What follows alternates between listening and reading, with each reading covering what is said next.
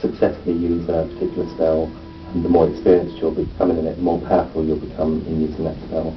We've also been working on new creatures. There's a nasty creature called Sumerian, that's a working title. And it's a large winged, black-winged creature. So evil that when you destroy it, it doesn't actually turn into mana, it turns into half a dozen tiny bug creatures that are very fast-moving. They basically seek out your castle and nibble away at it, and they're a problem for you. You've got to take care of them. There's also this large dragon-type creature, which for now we're calling a Hydra, because it's got five separate heads on segmented necks. And basically this is going to be the toughest creature in Magic Carpet 2. You've got to kill each of the 5 heads before you destroy the monster as a whole. That's quite a challenge. The major thing we've been working on, and we're still working on, is the cavern levels. So as well as having day levels and night levels in Magic Carpet 2, you've got these underground levels.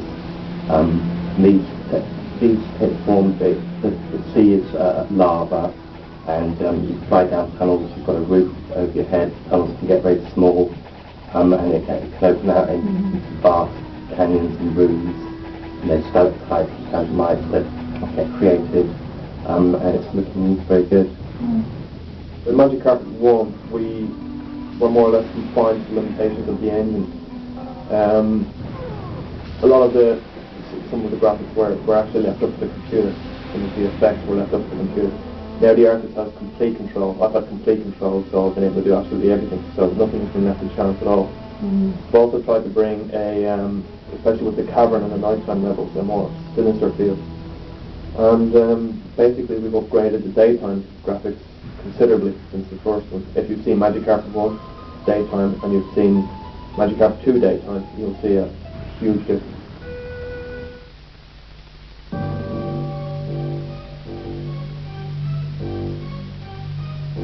I've been working on the artificial intelligence for the creatures. It's getting quite big now. All the creatures have a number of different senses. They can see different creatures, they can smell different creatures, they can hear other creatures, and they'll react accordingly. So a bat will have a pretty bad sight, but it will be able to hear a great deal. And if there's an explosion nearby, then it might be deafened by that explosion, and then that will be effectively blinded because its main sense will be damaged.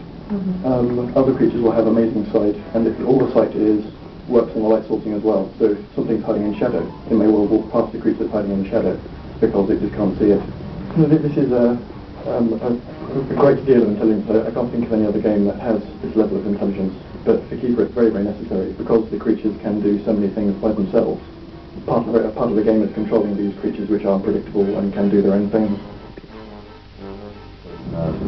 So the creatures you actually see have now got personality. They can now smell the dungeon. Not very pleasant, but they can smell the dungeon.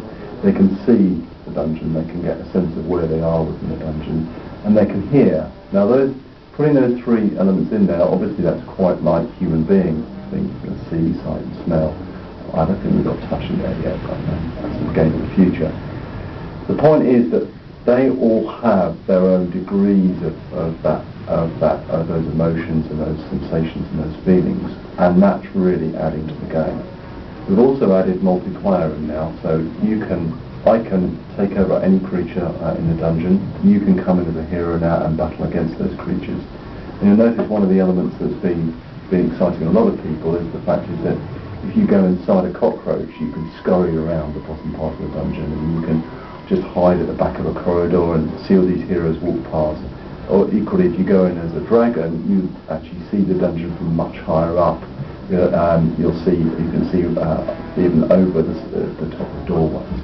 And the point is that each creature has its own attribute, and when you take over those creatures, you're bound by those attributes. So obviously, although cockroaches are really disgusting, they're not very deadly. Not like a dragon that can breathe fire.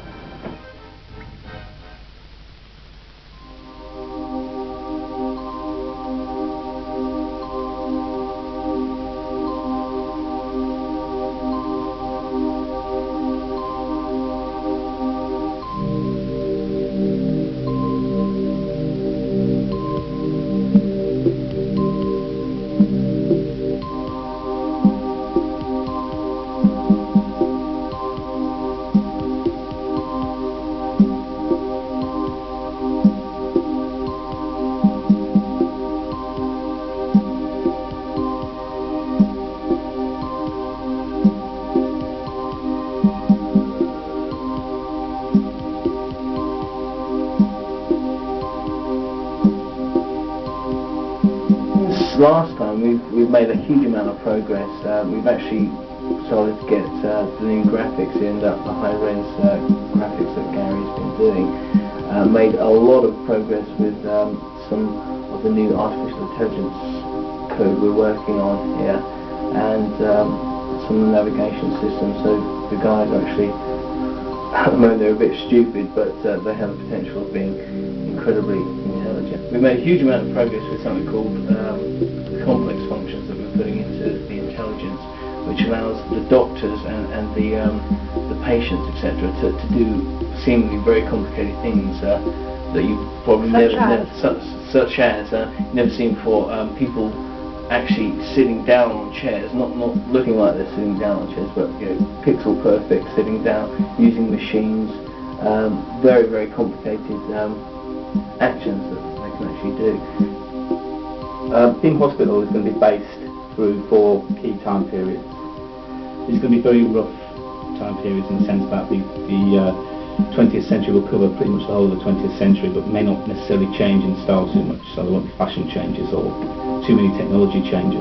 But obviously high results, the game look very crisp and polished without having to try very, very hard.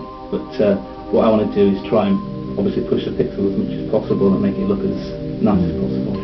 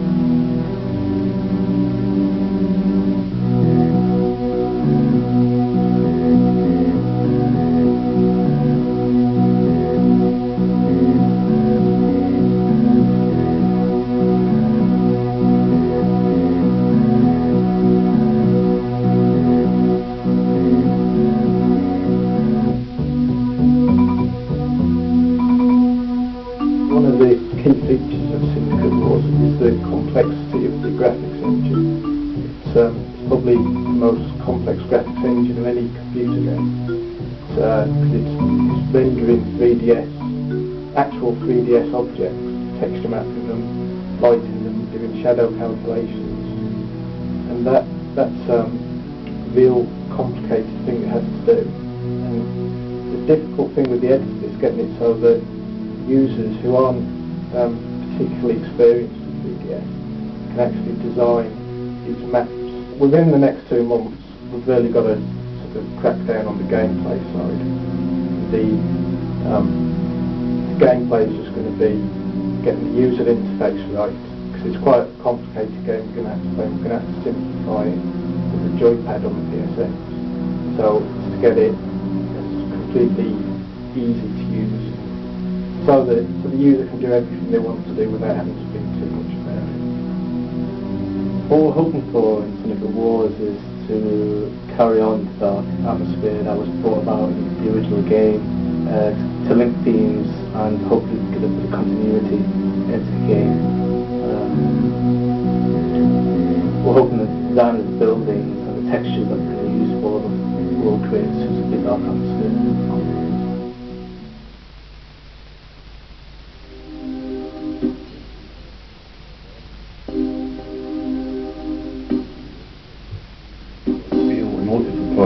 To try to get the feel of the comic book and the colours and the textures that a comic book would give, but only that it's going to be interactive and the casting's going to take part, so it's going to be dark, moody, very shadowy, but with all the action. Well, it's actually going to be set in the early 1930s, maybe the 1940s, just to get the romance in the air.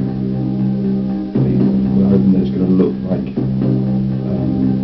it will look like you're watching Batman. That's sort of you'll see trains go by, people walking around. You're going to interact with absolutely everything and bring everything to destruction. it's an action, beat 'em up, strategy, everything game.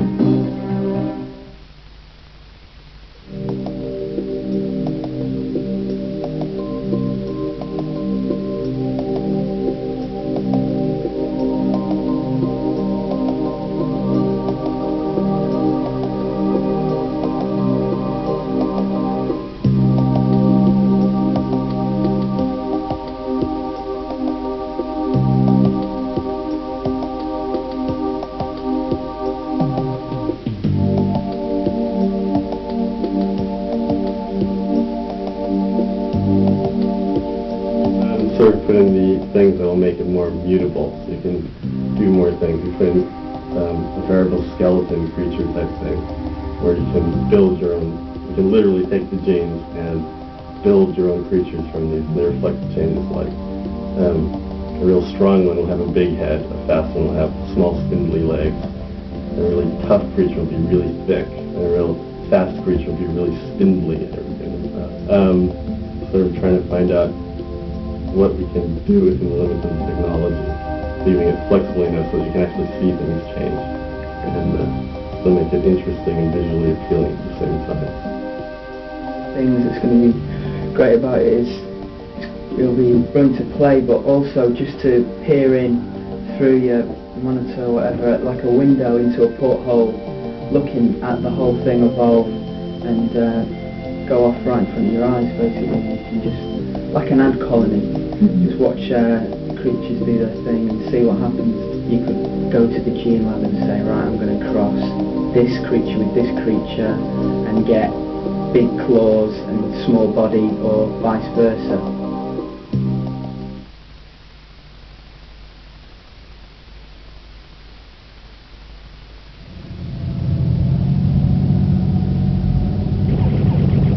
Basically, you have to start working on a game editor, which will allow us to actually build levels for the game. The structure of the game will be based around levels and chapters, or chapter headings. So what this editor will allow us to do is actually build individual chapters and levels to allow the player to actually play through a story. We've taken a new engine update, which allows us to have solid three-dimensional objects in there. This allows us to actually have fully texture mapped, good shaded objects such as whales, fish. We're able to actually swim around them, view them from all angles, that kind of thing. We're able to have full buildings that you have to fly through and around, and it's all through the introduction of the new engine.